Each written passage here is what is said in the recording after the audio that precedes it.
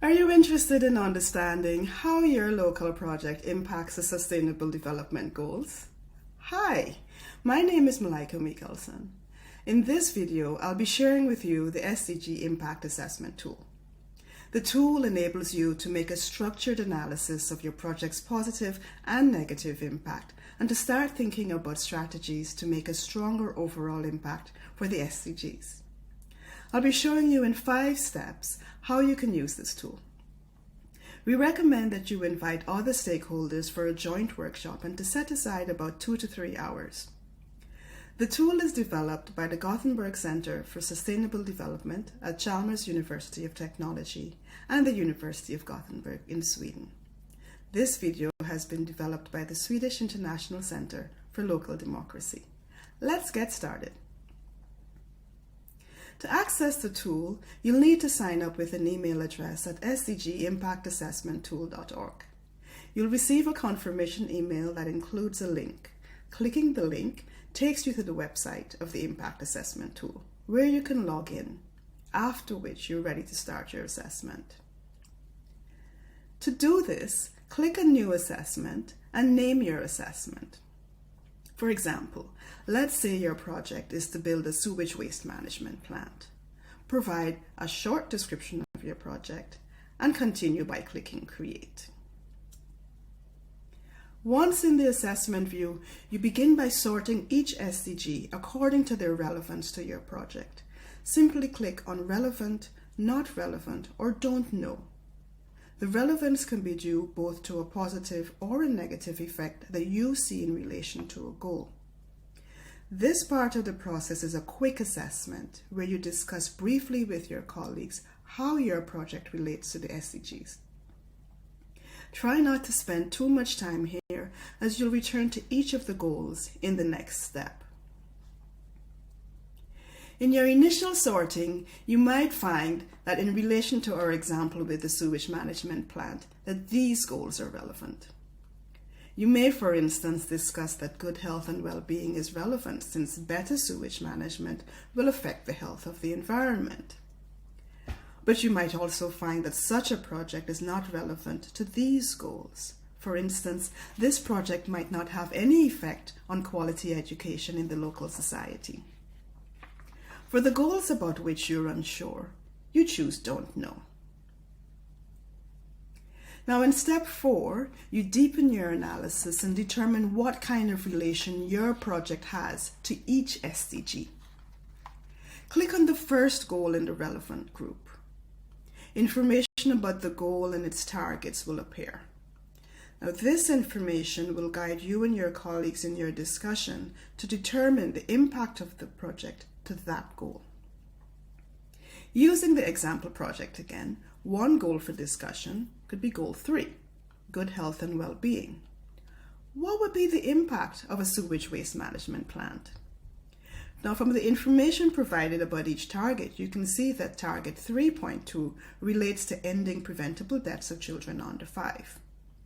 The project will not directly impact this, but by providing improved sewage waste management, it will have an indirect positive impact by reducing their exposure to sewage. Goal 2 was categorized as not relevant, but by reading through the targets, you can see that target 2.3 relates to doubling agricultural productivity, and 2.4 relates to the implementation of resilient agricultural practices. One benefit of the plant could be that the waste matter is transformed into organic fertilizer, which small farmers could then use. Now don't be afraid of writing a negative impact. The purpose of this exercise is to help you see how you can address these. For example, the plant could have an indirect negative impact on SDG 13 on climate action, if the technology used in the treatment of sewage water is releasing more carbon dioxide than other alternatives. If you identify both positive and negative impacts, discuss what impact you think weighs heavier, and write down motivations for both impacts in the comments. The plant could have a positive impact on SDG 5 on gender equality if it provides jobs for both men and women, but a direct negative impact if the workers are mainly men and no attention is given to the gender pay gap. Remember, what is important here is to be honest and to think about possible ways to reduce those negative impacts. You'll be prompted to provide a brief motivation for your choice for each goal.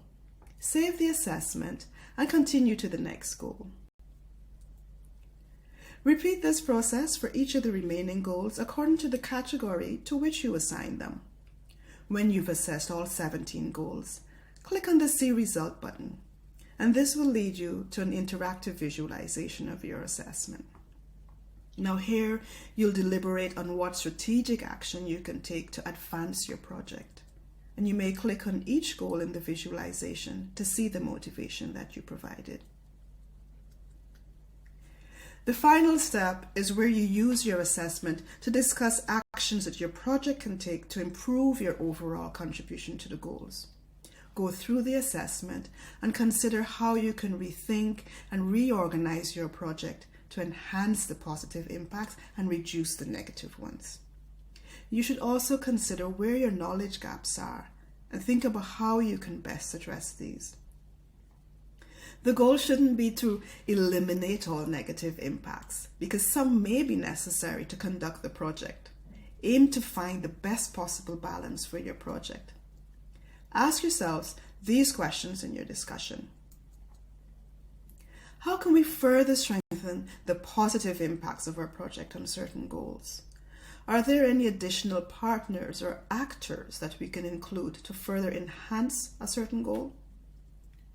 How can we mitigate the negative impacts from our project?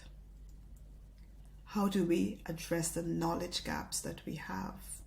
What is possible for us to do right now to tweak our project to address this? Now, after you're done, the assessment and your answers to these final questions should provide input to your project planning and future activities. I hope you like this video and that you feel ready to start using it for your project.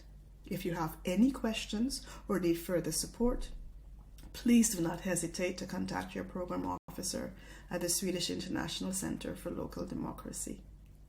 Thank you so much for watching this video.